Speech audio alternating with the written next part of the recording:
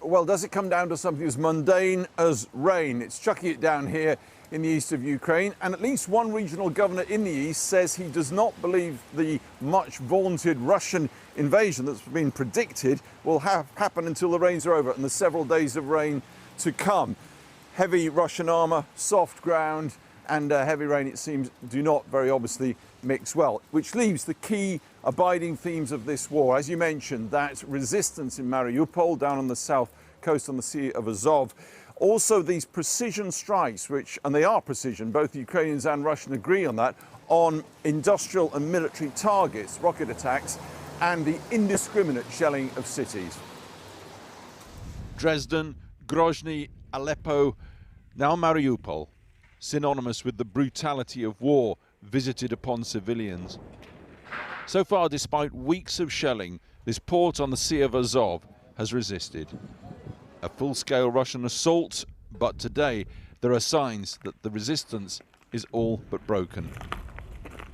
It is here, in the gigantic Azov-style steelworks, that the city's last Ukrainian fighters have been desperately holding out.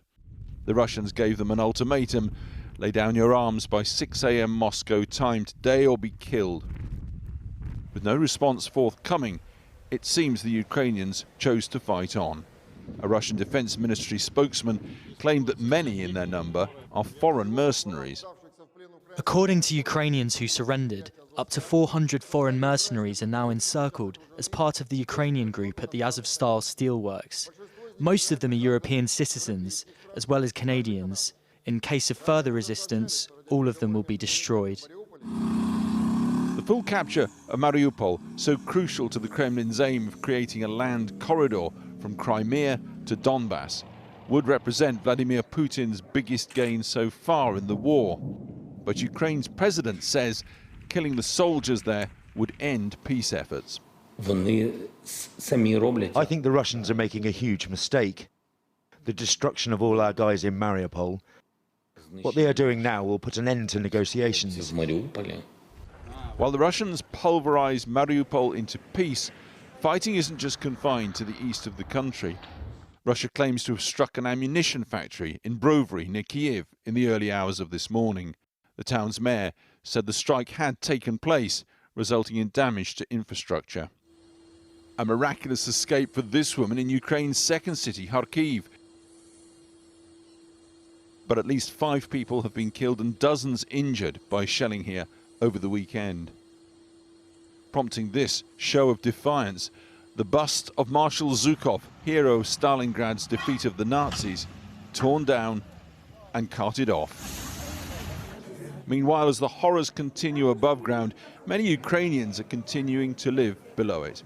77-year-old Olga and her grandson Tim, just 2 among dozens in this underground shelter in the eastern Luhansk region. They've been here since early March, and if the fear and darkness weren't enough to contend with, the damp is beginning to tell. It's very wet here, so that's why lots of people were ill, lots of people. Coughing and other symptoms and so on and so forth.